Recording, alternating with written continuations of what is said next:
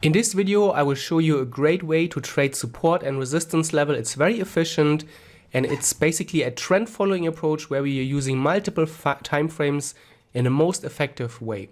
So we are starting here on the 4-hour time frame, which we can deem as our higher time frame. And here we were first established a trend direction, and clearly the market is in a downtrend. From the top left, we are moving to the bottom right, which is the classification of a downtrend. This means that we are now looking for short opportunities into the trend direction. That's usually the most effective way to trade it. What we're then doing is we're looking for strong support and resistance levels, and basically we want to see the last time the market put in a good support level. And that is where we are starting to look for swing points. And this swing point really stands out, right? The market moved lower and then shot up higher. This is what we would call a swing low, and this is a starting point and our anchor point for our first level. So we can draw here our level going forward, and what we see is that the market had another second reaction here. However, the second reaction is much weaker. The first time the market shot up much higher. Here, when the market reached this level, we had a weaker reaction. And this is actually exactly what we want to see.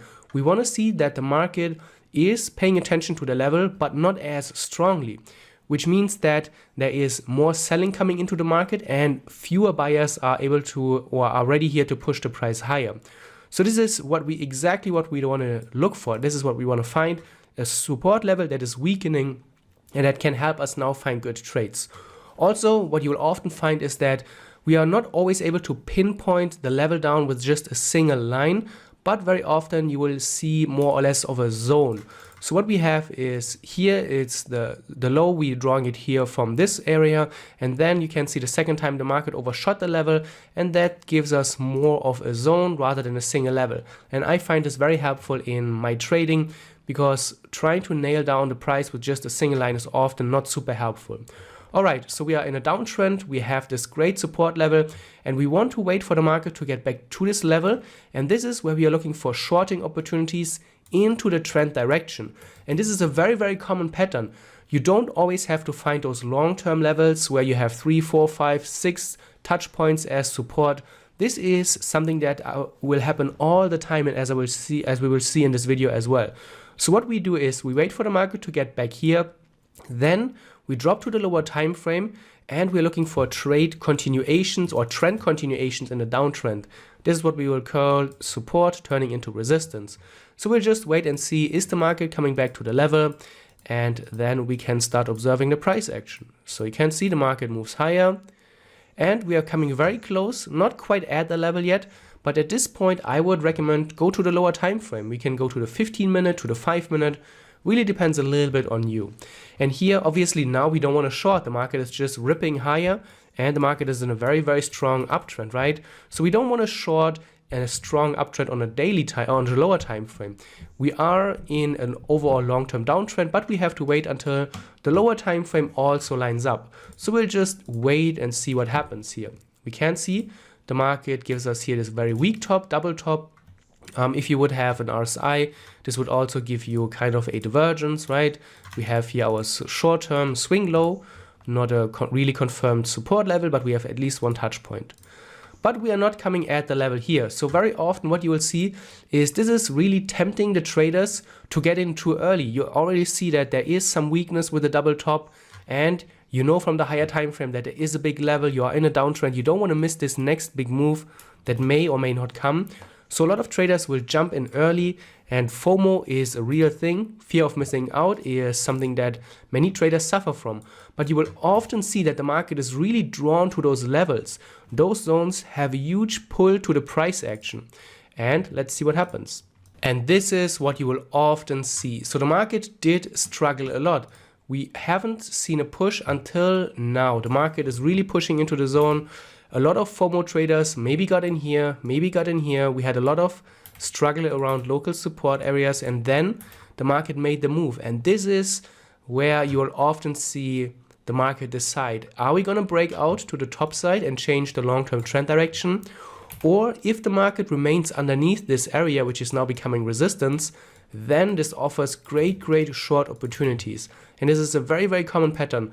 So aggressive traders may already get in here now, And what you could be doing is, as a very aggressive entry, put your stop loss all the way above the range. If the stop loss gets hit, then you definitely want to be out because the market is pushing into the highs, but it's also a very good place to hide your stop loss. If the trade works out, this is the perfect place where you don't want to get taken out. So the downside, what you could be doing is when we scroll out, because we're trading with the trend, what we could be doing is layer our targets. For example, here is the ultimate low, that is the endpoint of this initial trend wave. Here's also a little bit of a supply area that started this last uptrend. So what you could be doing is structure your trade maybe for the first target 3-to-1, which is already a huge reward to risk ratio, and then go to a 6-to-1 here. You could scale out of your trade, but that's a little bit up to you and your personal preferences. Then you can see we're retesting it again. That's why we're putting our stop loss all the way above and all the way outside of this zone. We're struggling here a little bit. You can see previous support turns into resistance on the lower time frames as well. So you can see shortly after the market did hit the first target. It wasn't smooth sailing all the way, but you can see how the market nicely progressed, and you could have realized quite a large reward to risk ratio. Let's see afterwards, the market keeps trading lower, but your first position could have been already here exited. And what you will often see is that those areas, especially if you're using a 5-minute time frame, if the price comes back to this level, you may be able to realize another trade at this area here. So you can see shortly after the market is back. After hitting the first target, the market reversed back into the resistance area, and this time it looks like we have quite a strong candle here. However, what we want to see for a directional change, we would have to see the market break and retest the area. If we don't get the retest and if we fall underneath it, then we would still look for shorts, because overall the trend is clearly still bearish. So what we could be doing is, again, we drop to our lower time frame once again. Here, very, very strong bullishness intraday, but let's see what happens. Okay, we're seeing the market fall back into the range. No support, very, very strong selling, right? Really strong selling sequence, the strongest selling that we are seeing here in all of this recent trend activity. We are making another run, which is interesting because it gives us this lower high here, right? We have the support level that we could work with. If we get below this area, this would be a intraday short pattern. So we could short this market on the breakout. Again, we are still going with the higher time frame on the higher time frame zone, but on the lower time frame, which allows us to really nicely get in a higher reward to risk ratio. Stop wise, we could put it above the high, we could put it above the zone here as well. Target wise, we could again look left, look for targets. Here seems to be an important area. Here's an important demand area. So again, you could layer your target here already. 2.6, 2.7 to 1 is a really decent reward to risk ratio. Let's see, we speed up the price. We're retesting this area. It's holding for now. And you can see the bearishness coming back into the market. So now let's see what happens afterwards. You can see those are our first two reactions. Here the first one, this is the second one. The market came back into it even a third time. And then you can see the market made a huge push. And the downtrend is still here in play on the higher time frame. So we can keep looking for this pattern. What we have is that we are looking for the downtrending end wave here. That is happening after this breakout where we broke support. So that's what we want to identify. Then you can see shortly afterwards the market dipped into this area, showed another reaction, and the second reaction is much weaker. Here you can see clearly we made quite a significant move higher. Here the move is much, much weaker. And then this is the trend continuation that we're looking for. So the market clearly confirmed the downtrending move. So now we have our second zone that we can use for our trade timing. We draw it on the 4-hour time frame, and then what we do is we wait for the market to get back here and drop to a lower time frame to look for an entry, right? So we can just use that as a very effective multi-time frame approach. And you don't only have to use it as a 4-hour and 5-minute approach, you can use any time frame combination. We could also use 4-hour, 1 hour, for example. So we wait for the market to get back to this zone. And then we want to look for trend continuation setups. You can see the market obviously didn't make it yet, but it is confirming the downtrend. So we are clearly having way more bearishness in the market than bullishness. That's good. That is confirming that we are looking for the right trend direction. So we are back at the level and we really want to see the market hold as resistance here. Support has to turn into resistance. So the market shows another premature reaction, just like it did here in the beginning. This is not a short signal yet. We really want to see the market reach into the zone. That is so important. And if you've been struggling with support and resistance and FOMO is an issue, then just waiting until the market actually makes its way into the zone could really help you fix big issues in your trading. So now you can see we are retesting the lower end of the zone already, and at that point we could go to the lower time frame. For example, we can look for the 1 hour, and then we start on the 1 hour and make our trading plans.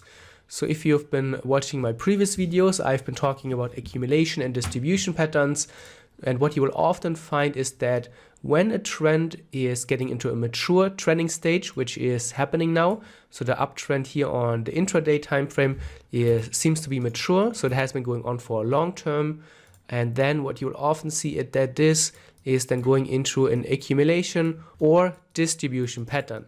And this is where you often see the market then roll over.